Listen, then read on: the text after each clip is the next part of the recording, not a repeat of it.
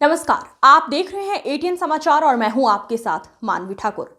जनपद मैनपुरी के करहल विधानसभा क्षेत्र के ग्राम फूलापुर में बीते 26-27 की रात में पति पत्नी को गोली मारकर मौत के घाट उतार दिया था। गांव में हुए डबल मर्डर को लेकर मैनपुरी सपा सांसद डिंपल यादव शोक संवेदना व्यक्त करने उनके आवास पर पहुंची, जहां वे दंपतियों के पारिवारिक परिजनों से मिली और परिजनों के साथ बैठकर गहरा शोक व्यक्त किया। इस अवसर पर मीडिया से रूबरू हुई, जहां उन्होंने मीडिया को संबोधित करते हुए केंद्र सरकार के साथ साथ सदन में स्पीकर को भी गिरने का काम किया। लोकसभा स्पीकर ओम बिरला द्वारा प्रधानमंत्री को सदन में आने से मना करने के सवाल पर राज्यसभा में प्रधानमंत्री को बोलने से रोका गया और विपक्ष द्वारा वॉकआउट किए जाने पर भी उन्होंने केंद्र सरकार पर निशाना साधा। उन्होंने कहा, यूजीसी को लेकर कौन आया, भारतीय जनता पार्टी लेकर आई। सारे मेंबर्स भारतीय जनता पार्टी के हैं तो भारतीय जनता पार्टी जाने। संसद में हो रहे हंगामे उन्होंने तीखा बार करते हुए कहा, संसद में सभी सांसद बड़ी तैयारी से आते हैं और इंतजार करते हैं कि संसद सत्र कब चलेगा कि वो कई अहम मुद्दों पर बात कर सके। लेकिन जिस तरह का रवैया भारतीय जनता पार्टी का रहा, पहले तो माइक ऑफ करने का रवैया था, अब तो संसद में सांसदों को बात ही नहीं रखने दिया जा रहा है।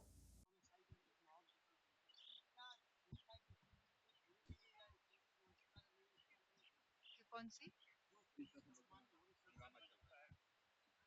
संसद में सभी सांसद बड़ी तैयारी के साथ आते हैं। वे इंतजार करते हैं कि संसद सत्र कब चलेगा, जिससे कि वह कई अहम मुद्दों में बात कर सके। लेकिन जिस तरह का रवैया भारतीय जनता पार्टी का रहा है और लगातार रहा है, पहले तो माइक ऑफ करने का रवैया था, अब संसद में सांसदों को बात ही नहीं रखने दिया जा रहा है। और वहीं भारतीय जनता पार्टी के सांसद कुछ भी बोले तो उनके स्पीकर्स कभी ऑफ नहीं करेंगे। जिस तरह की अभद्र टिप्पणी, जिस तरह के अभद्र शब्दों का प्रयोग भारतीय जनता पार्टी के सांसद करते हैं, मुझे नहीं लगता है कि कोई भी और पार्टी के सांसद इस तरह की भाषा का प्रयोग करते हैं।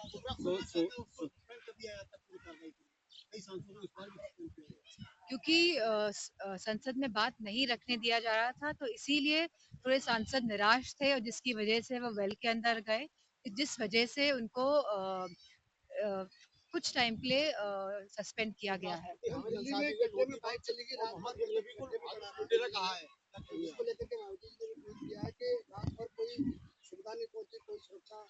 ये लगातार उत्तर प्रदेश में देखने को मिला है। और दिल्ली की घटना की बात बता रहे, कहाँ पड़ा रहा?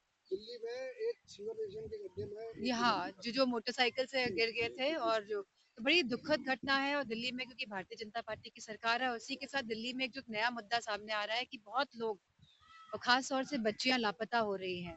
हजारों की संख्या में प्रति वर्ष ये बच्चियां लापता हो रही है। और जो वहाँ के जो पुलिस है, वो कह रही है कि ऐसी कोई भी खबर उनके उनके तक नहीं पहुंची है। लोग अफवाह फैलाना चाहते हैं। जब पुलिस और प्रशासन ये मानेगा ही नहीं कि इन दिक्कतों का सामना जनता कर रही है, कि वहाँ उनके बच्चे गायब हो रहे हैं, तो पता क्या क्या कार्रवाई करेंगे ये लोग।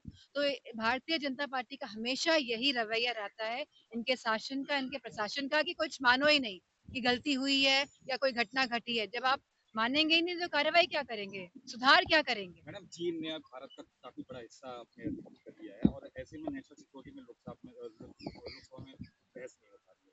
एलओपी इसी संदर्भ में बात करना चाह रहे हैं। और क्या कारण है कि सरकार नेशनल सिक्योरिटी के मुद्दे से बच रही है और खासतौर से चीन लगातार सरकार नेशनल सिक्योरिटी के मुद्दे से बच रही है।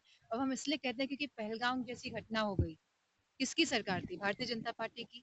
पुलवामा वाली घटना, इतनी बड़ी घटना, आज तक देश के इतिहास में इतनी बड़ी घटना नहीं घटी है। तो किसकी जिम्मेदारी थी? भारतीय जनता पार्टी की। और सारी इंटेलिजेंस एजेंसीज क्यों फेलियर हो गया?